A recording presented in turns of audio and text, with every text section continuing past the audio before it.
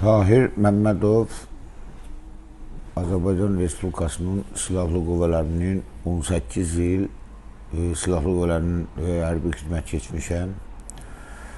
Əvvəllər Tahir Məmmədov Smolensk Vışi Zenit Raketli Hərbi Məktəbin məzunu olub, hərbiçidir. 3 il keçmiş SSR Silahlı Qüvvələrində qulluq etmişəm. 1991-ci ilin 9 oktyabrında Azərbaycan Respublikasının Ali Sovetinin qərarına əsasən özünü müdafiə batalonlarının həm yaradıcısı, həm iştirakçısı olmuşam. Maddi bazaların qurulmasında və döyüş texnikalarının keçmiş SSR Silahlı Qüvvələrindən 91-ci ildə alınıb gətirib təmir edilməsi və döyüş tapşırıqlarının yerinə yetirilməsində fəal iştirakım olub. Bununla bağlı dəfələrlə mükafatlandırılmışam. Yəni, yuxarı komandanlıq tərəfindən mükafatlandırılmışam. Hal-hazırda Azərbaycan bayraqlı ordeliyəm, Xətainin fəxri vətəndaşıyam. Azərbaycan Respublikasının şəhid ailələri, əlillər və müharibə veteranlarının hüquqlarının müdafiəsi İctimai Birliyinin sədriyəm. Hərbi ekspert, hərbi hüquqşünasam. 1991-ci ildən 1994-cü ilə qədər 1-ci Qarabağ müharibəsinin iştirakçısı olmuşam. 2000-ci ilə qədər Azərbaycan Respublikasının Silahlı Qüvvələrində hərbi xidmətdə olmuşam. 2000-ci ildən ehtiyata buraxılmışam. Mirzəyev İlqar Mirzəbalovlu. Mən 89-91-ci illərdə Sovet İttifaqı ordusunda qulluq eləmişəm. 91-ci ilin dekabrında gəldim. 92-ci ilin fevralın 25-də Xocalı hadisəsi oldu, soyqırım oldu. Sonra 92-ci ilin mayın 8-də də Şuşa işğal olundu. O hadisələrdən sonra mənim motivasiyam oldu ki, mən də gedim döyüş bölgələrində iştirak edeyim. Əhmədov Sarvan 1988-ci ildən könüllü olaraq erməni təcavüzünə qarşı mübarizəyə qalxmışıq. 1992-ci ilin aprel ayının 1-dən Azərbaycan Milli Ordusu yarananda ordu sarayına yazılmışam könüllü olaraq. Rütbəm manqa komandiri olmuşam. Zəif Samaradın Oğuzoğlu, Qazaxının Xeyrin kəndindən olmuşam. 91-ci ilin axırlarında milli ordu yarandı. Könüllü dəstəmiz olmuşdu, orada oldum. Könüllü dəstədə oldum. Ondan sonra milli ordu yarandı. Milli ordu yarandı. Qazax batalonunda ilk batalon yarandı. Birincisi Xeyrin uşaqları oldu. Biz olduq.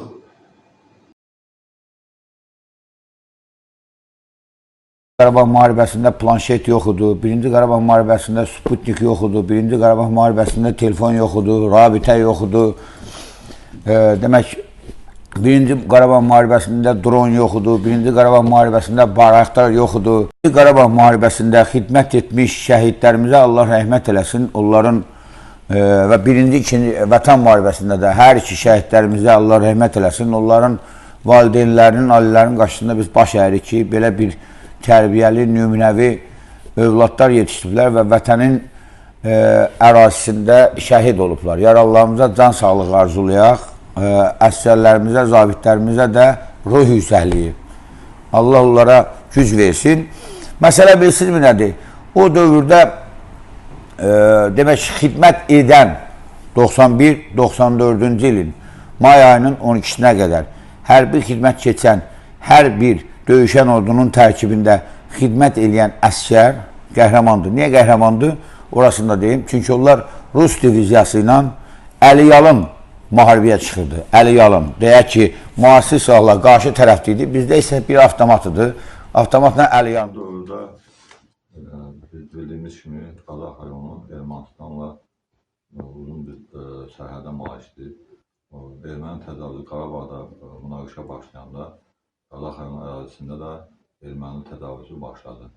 İnsanlara qarşı müxtəlif təxribatlar törədilir, kəndlərə hücum edilir, insanları girov götürürlər. Biz yaşadığımız Aşqar Çıxbara kəndi Ermənistan magistral yolu həmin kəndin içindən gedirdi, maşınlar oradan gedirdi. Müxtəlif təxribatlar olurdu. Buna baxmayaraq biz həmin dövrdə bizim silahlarımız çox az idi. hətta ov tüfənglərini də kəndin əlindən yığmışlar. Kəndin vətənpərvər oğlanları, qalanın vətənpərvər oğlanları maddi imkana toplayaraq müxtəlif yerlərdən silahlar əldə etdik və kəndin müdafiəsinə qalxdıq. Hətta biz bu silahları Gürcüstan Respublikasından verib öz maddi hesabımıza, vətənpərvər hesabına başda Rus ordusu çıxarkən Pişşur deyən ərazidən biz gedib mənim özümlə mətəmdə hələ ordu yaranmamış biz o silahları öz vəsaitimiz hesabına həmin silahları alıb və kəndinin, vətənimizin, qalanın müdafiəsi üçün hamımız bir yerə qalmışdır. Çünki ordu təzə yaranmışdı, təchizat yaxşı deyildi. Məsələn də birdən-birə heç vaxt yarana bilməz. Ona görə də biz bu silahlarla, bu əldə etdiyimiz silahlarla vətənin müdafiəsinə qalxdıq. Mən 1-ci Qarabağ müharibəsində ilk dəfə Azərbaycan Respublikasının silahlı qüvvələrində başlamışam, demək, bölük komandiri kimi, avtomobil bölük komandiri kimi başlamışam fəaliyyətə, yəni nazirin əmri ilə. O vaxt nazirlik yox idi, istesni batalyon komandirləri qoyurdu bu əmrləri. Və sonra olmuşam, o peşəkar avtomobilist olduğum üçün sonra qalxmışam döyüş maşınları və avtomobillər. Buna deyirlər avtomobil xidmət rəisi. 91-ci ildə ən əsasını qoyub deyim, 92-ci ildə 10 dekabrda Şaifli hücumunda ermənilərin səhər saat 4-də Şaifli kəndinə hücum edərkən döş qəfəsindən o hücumda olmuşam. Döş qəfəsindən 5.45 yəni sinə qoruyucudan o vaxtı indiki sinə qoruyucu tamdır listi, dəmir listi, tam şəkildə. O vaxtı əl şəklində hissə dəmirlərdir.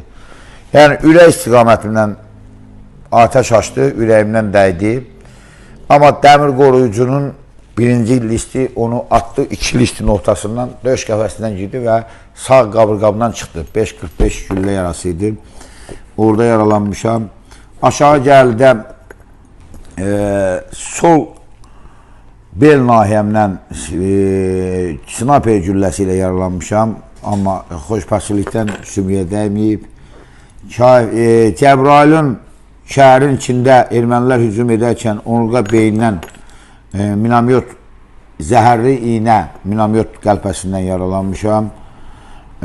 Aşağı gəldə F1 qranatdan səngərə atıblar, səngərdən tullam çıxarkən ayağımı tutub, sağ ayağımı tutub və əl hissəmi, bir də dodaq hissəmi tutmuşdu. Yəni qəlpə yarası almışdım burada da. Demək, 4 dəfə ağır yaralanmışam, hazırda 2-ci qrup əliləm. Nəhayət, mən avtomobil xidməti rəisi vəzifəsində işləyəndə məndə bir dənə UAZ vardı. O UAZla mən daimi ön cəbhələrə getməli olurdum. Həm vurulan maşınları çıxartmaqdan ötürü, həm yaralıları çıxartmaqdan ötürü. O vaxt maşın yoxdur, texnika yoxdur. O kareta UAZlar deyirlər, skoru, keçmiş SSR-nin skoru maşınlarındandır. Orada mənim sürücüm də vardı. O sürücü Rasim Qəhrəmanov, Salmanoğluydu. 74 təvəllüdüdür, Azərbaycan iş çağrısı əsəri idi. O gənc uşağıdır. Mən onu istəmirdim ki, ön cəbhəyə gedəndə bəzən o qədər atəşə tutulurdu maşınlar ki, top mərmilərinə, minamyota. Mən istəmirdim ki, o gənc vaxtında, yəni bilə-bilə onu mən aparım, məhv edim. Ona görə də çox vaxtı rolda özüm olurdum və həmən maşının məndə çəkilişi də var. Bu gün ermənilər həmən maşını sürür, bu günlər sürür. Çünki nömrəsi ilə həmən kəndlərdə, Qazancı Ağkənd, kafanın altında Qazancı Ağkəndində bir o maşını Qəhrəmanov Rasimi çıxartıb başqa sürücü vermişdim. O sürücü vurmuşdular, maşın qalmışdı orada. Sürücü də yaralanmışdı. Həmən maşını ermənilər götürmüşdü və bu günlər ondan istifadə edirlər. 27 ildə həmən maşından istifadə edirlər. Əhvalatlar danışa bilərəm ki, tutaq ki, döyüş gedir, Ağdərə bölgəsində döyüşlər gedir. Uzaqdan 2 nəfər gəlir, biri cüssəli insandır, biri də ki, yanındakı biraz arıqdır. Baxırıq ki, elə bir ki, cüssəli insan, əskər, o birisini çıxardır. Gəlirik kömək eləməyə, biz götürürük bu arıq olan adamı götürürük. Biz bunu götürəndən sonra biz baxırıq ki, həminki o kömək eləyən adam yıxıldı yerə. Baxır, görür ki, bir güllə alan budur da, arıq adamdır. Amma o kök cüssəli adam 4 dənə güllə alıb. 2 dənə ayağından, qarnından, bir də qolundan güllə alıb. Yəni, bu ondan irəli gəlir ki, bizdə belə bir yazılmamış qanun var idi. Nəyin bahasına olursa olsun, dostu döyüş bölgəsində saxlamaq olmaz.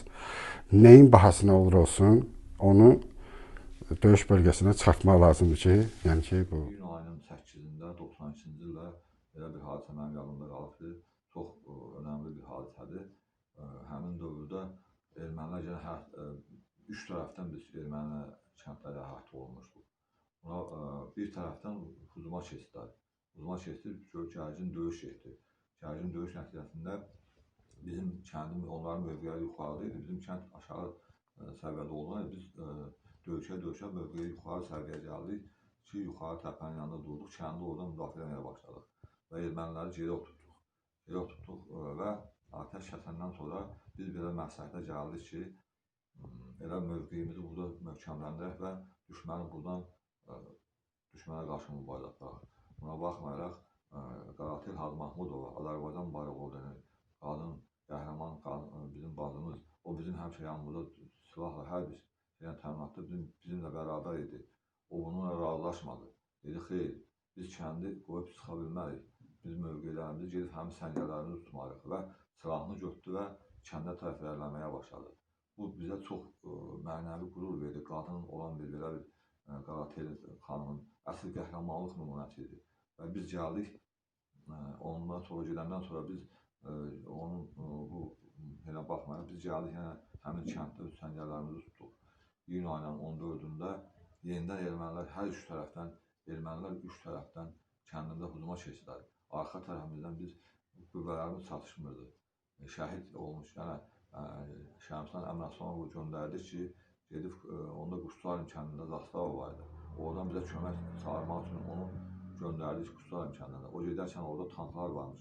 Tankların üzərinə gedib belə başa düşdük ki, bu Azərbaycan tankları. Gəlin kömək gəlin gedərkən artıq Quşçularım arxamızdan olan Quşçularım kəndində ermənilər almışlar. Həmin tanklar erməni tankları idi və onu da orada öldürmüşdülər.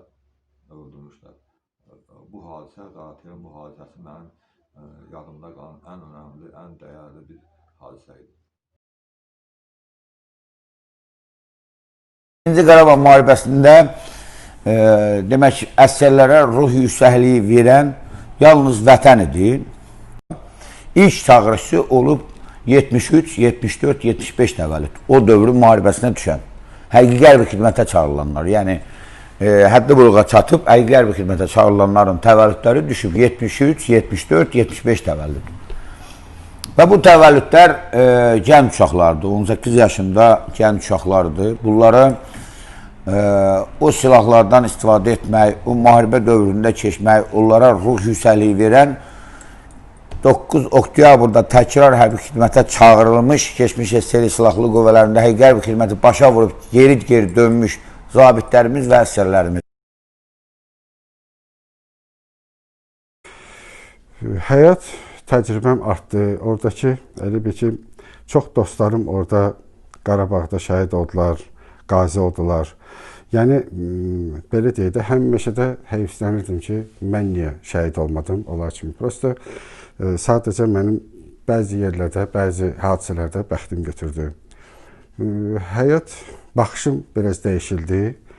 Yəni, Hindin özündə elə o vaxtı 27-28 il keçsə də, mən belə deyək də, mənim yanımda özümdən, belə deyək də, zəif adamlara heç kimsə, yəni, onların işinə müdaxilə edə bilməz. Yəni, mən onları həmişə qorumağa çalışmışam. Yəni, çətinliyə də olsa, girib onlara qorumağı eləmişəm. Yəni ki, bu mənim, belə deyək də, həyat düşüncəm. Uşaq vaxtından hər bir insanın atası insanlığın yüksək etalonudur da. Mənim üçün mənim atam, mənim övladlarım üçün də mən onlar üçün örnək olmuşam. Ona görə də uşaq vaxtından mənim oğlum idmanla məşğul olub. O həmişə arzulayıb ki, o da mənim kimi vətən müharibəsində iştirak eləsin, vətən qulluğunda dayansın.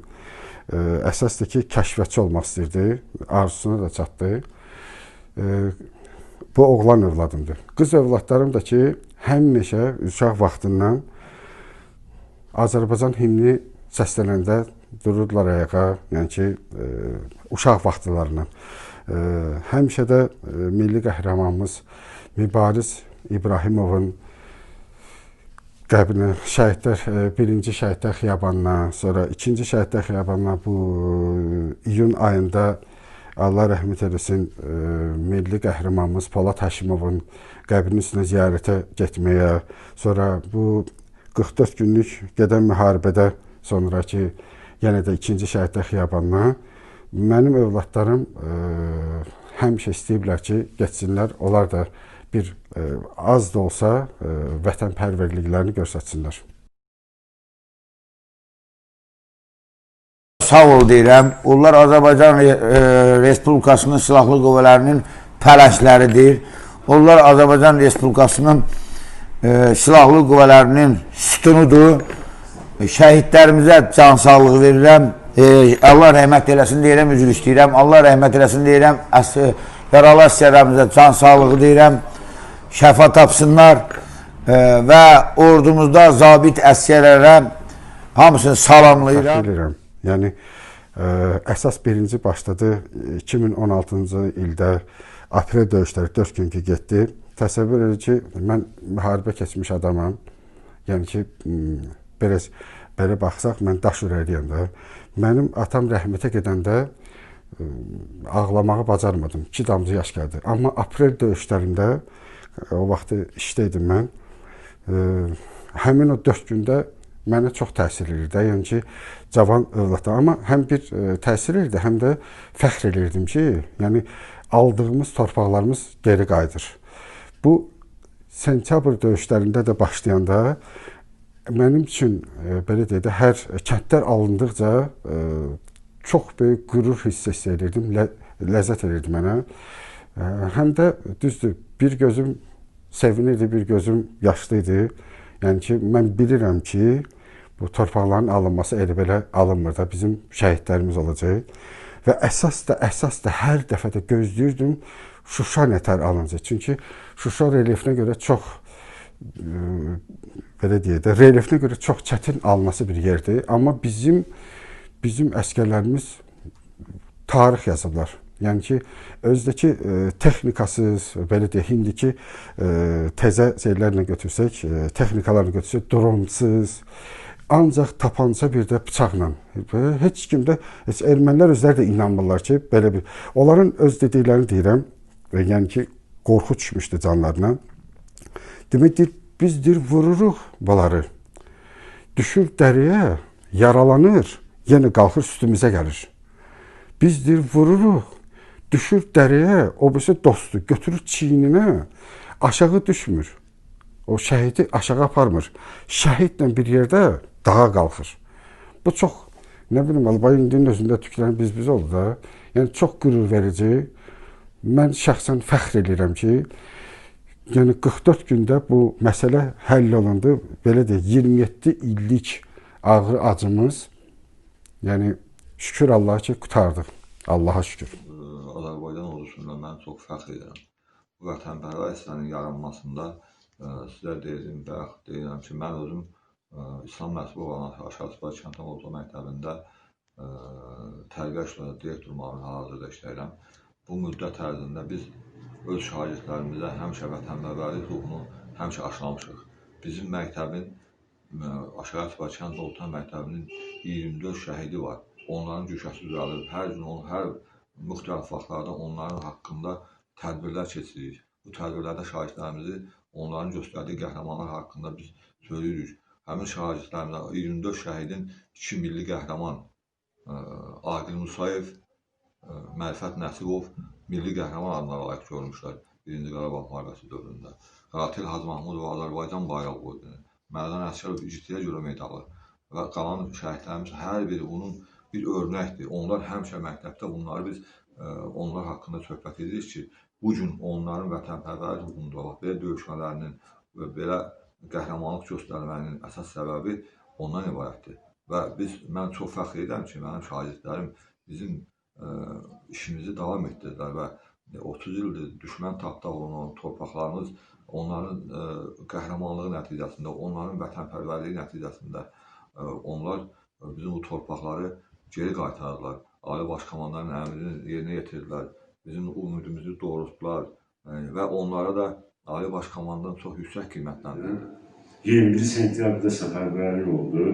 27 sentyabrda müharibə başladı. Mən hər bir gecəni, hər bir gününüzü gecənin sabaha kimi yatmamışam.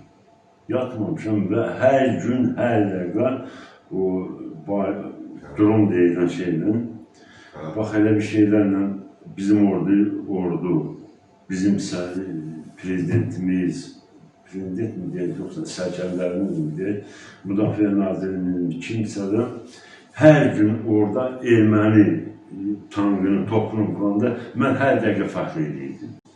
Vallahi, bugünkü günə mən min şükür edirəm. Allaha and olsun, bax gənə deyirəm, bir oğlu var, onun danıcı. Mən bugünkü günə oğlum şəhid olsaydı, mən of demədim. Çünki vətən uğrundaydı. Azərbaycan gənclərindən mən müharibə arzulamıram. Gənclərimizə bilsən nə arzulayardım? Zəngilan, Qubadlı, Cəbrayıl, Füzuli, Şuşa, Laçın, Kəlbəcər, Ağdam, Füzuli, Xocalı, Xocavənd, demək, Hadrut və Suqovşam. Bu zonalarda gənclərimizə arzulayan gedib istirahət eləyərdilər. Oralar inkişaf eləyəcək inşallah, tikiləcək. Onlar əvvəlki vəziyyətdən də yaxşı vəziyyətə yetəcək. Böyük şəhərlər olacaq, sanatoriyalar olacaq. Mən gənclərimizə arzu eləyərdim ki, elə gənc yaşlarından gelib orada istirahət eləsinlər. Onlara müharibə qismət olmasın. Mən gənclərimizə arzu eləyərdim ki, Azərbaycan xalqı üçün, Azərbaycan torpağı üçün prezidentin ətrafında olsunlar və Azərbaycanın dəyərli övladları olsunlar. Hər kəsin qarşısında bir məqsədi olsun ki, mən dövlətimə nə edə bilərəm? Mən dövlətimə üçün hansı xidmətləri göstərə bilərəm? Və onların bugün işğaldan azad olan Qarabağımızda gözəl istirahətlərin arzulayıram və orada həmən bölgələrdə yüksək vəzifələrdə nail olmaq arzu edirəm. Bundan gözəl bir şey varsa deyim, mən deyim. Arzulamıram heç kimə. Mən istəyərdim ki, indiki bizə, yəni belə deyək, çox savadlı, uzaq görən gənclərimiz lazımdır ki, bundan sonra da müharibə onsuz da sizə qismət olmayacaq. Daha qutardı müharibə. İndi bundan sonra diplomatiyanı gücləndirmək lazımdır. İstir hər tərəfli. Yəni ki, əsas lazımdır ki, hərə öz biliyinə sahib olub, hərə öz sahəsində irəli getsin, öz sahəsində həmişə Azərbaycanın uca tutsun, Azərbaycan bayrağını uca tutsun. Azərbaycan gənci, bugün biz fəxr edirik Azərbaycan gəncindən ki, bax bu zəfərin qazanılmasında onların çox böyük rolu olubdur. Və indən belə də bu vətəni qorumaq üçün onlar daha çox çalışmalıdır. İlk növbədə məsələndə oxuyan şagirdlər öz təhsil, bizim növbə təhsil böyük şeydir, savad olmaq, təhsil olmaq üçün vətənə xeyir vermək üçün ən böyük cəsarətdir, ən böyük cəsarət. Mən onlara arzu edirəm, vətəni sevsinlər, yaxşı çalışsınlar, oxusunlar və vətənə layiqli bir evlad kimi həmişə biz onlarla fəxr edirik. Mən bütün Azərbaycan gəncinin qarşısında birinci Qarabağ kimi, bütün bax bugünkü Azərbaycan gəncləri var, hamısı qarşısında baş əyirəm. O cümlədən də bütün şahid ənələrinin ayağından öpürəm, əlindən yox, bütün şahid ənələrinin ayağından öpürəm, bütün qazilərin Allah hamısına şəfasını versin. Allah bizim o cümlədən də bizim prezidentimizdən sağ olsun.